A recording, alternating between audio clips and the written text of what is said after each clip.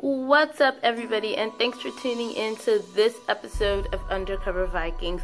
Last night's episode was crazy, and we're going to get into that right now. Before we begin, I want to remind everyone to, if you haven't done so yet, to subscribe to this channel and click that bell button, because even though we're taking a break right now, I am still going to be posting every Thursday, and if you want your comments included in the videos, all you have to do is like us on Facebook, and when you see the questions posted, just share your comments and see if they end up in the video.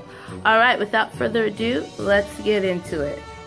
Okay, let's start off with just pointing out all the deaths that's happened, because that would make it much easier to go through this entire show. So each person, as they were on the brink of death or being ready to die, either got like a flashback or a vision of something. And we'll start off with Bjorn's wife, who did die, but I wasn't as heartbroken for her. I was more a little bit sad for Bjorn, because he just married her and they kept flashing back to when they said goodbye to each other. So it was sad to see her go. And then we had Jarlborg's son, who ended up dying at the hands of Fitzurk. I really felt bad for Torvi. I hated that scene. I hated the fact that he died. It was one of the worst deaths, because he just had so much more that he could have offered, and for him to die so early on really just was not what I was thinking would have happened. But of course, going head to head with a more of a main character, of course he was going to be the one they were gonna let go. And I actually thought that Torvi would go after Fitzurk and end up killing him, but she ended up not doing that. She just went on a rampage because she just lost her firstborn. And then moving on, Fitzurk did go face to face with Ube, but because Ube loved him so much, Ube could not see himself killing his own brother. However, the whole time Fitzurk was really just going through this battle, he was having flashbacks to jumping off the boat, flashbacks to all the times that Ivar made it difficult to love him. And then for Ivar to question his love, I mean, I think that was one of the biggest reasons, aside from his own reasons. I mean, he did love his brother, but Ivar makes it so difficult, which really made it hard for Fitzurk. So I thought Fitzurk was going to die, but he ended up living through that, and I'm happy for that.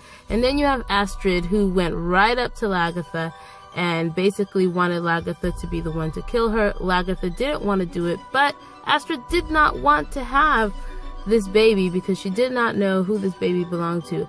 I would kind of have understood her better if it had been, people of different cultures that had raped her, but I mean, I hardly think that King Harold would have known the difference, but I do know she felt bad because Harold felt like he found the woman of his dreams, and she just felt like she was at a horrible crossroads. So I guess dying was the best that she thought that she could do for herself and for the child.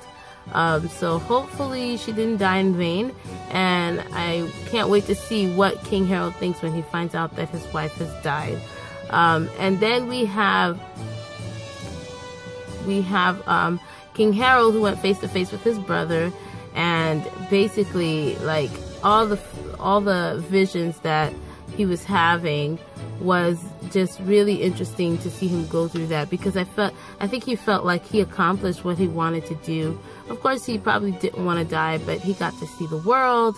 He got to, raid with his brother. He got to raid with Bjorn. So it just made sense for him that if I'm gonna die, let me die now. And I know it really broke King Harold's heart to slice him the way that he did, but Ivar doesn't care about anybody, anything, anyone. Like literally, this whole battle is because of Ivar. Nobody else. Nobody cared to fight each other. I mean, even though King Harold did want to gain Kattegat, I don't think on the scale that it was headed that's what he wanted, Of course he'd want to try to fight for the throne, but I think he would have just went straightly direct to Lagertha and not kill so many people in the process. So this entire civil war is literally the fault of Ivar, someone who's not even on the battlefield fighting. He's literally standing on a mountain watching everything, or a hill, watching everything and not lifting literally just lifting up his finger and sending men out to die just because he has a personal vendetta against one person. So all these people are dying because of one person that he wants to get. And that's ridiculous. Now, Ivar, I think in the long run, it's going to be Lagertha that's right. Like they show her in the end, she looks like this old woman. Finally, it took this big defeat to make her look just like Ragnar did when he got defeated in Paris.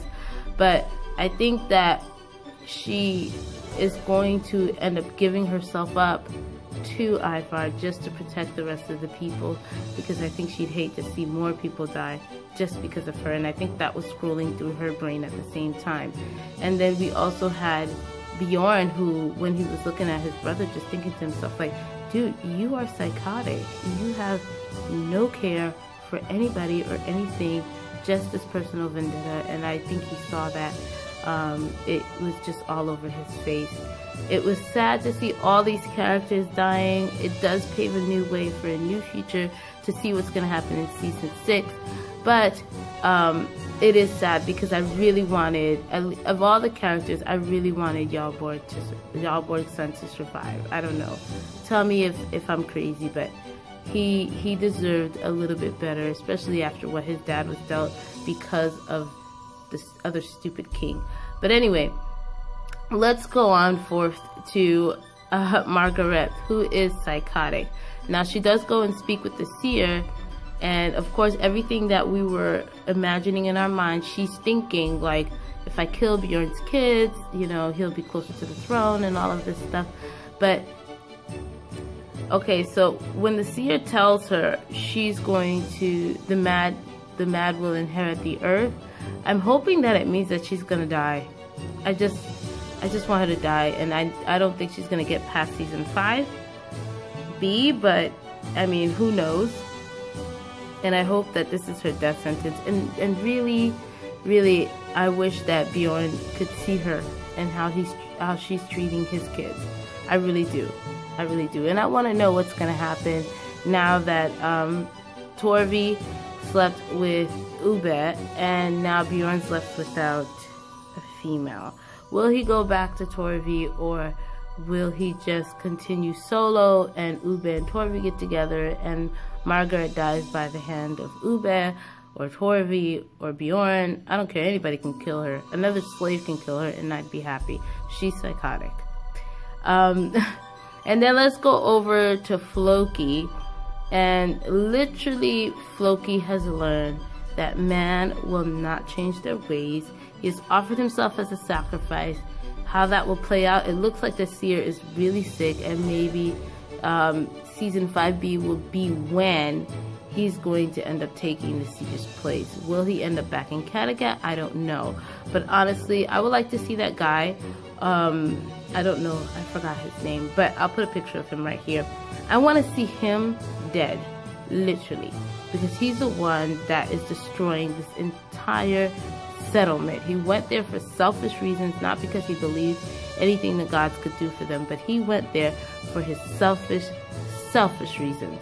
And now he's ruining, you know, what Floki had planned. But this probably was all in the gods' plans to teach Floki, like, listen, men will always fail you, always, no matter what. We did not go back to England in this episode, and I think it made sense because really we're dealing with the brunt of everything, which is the Civil War.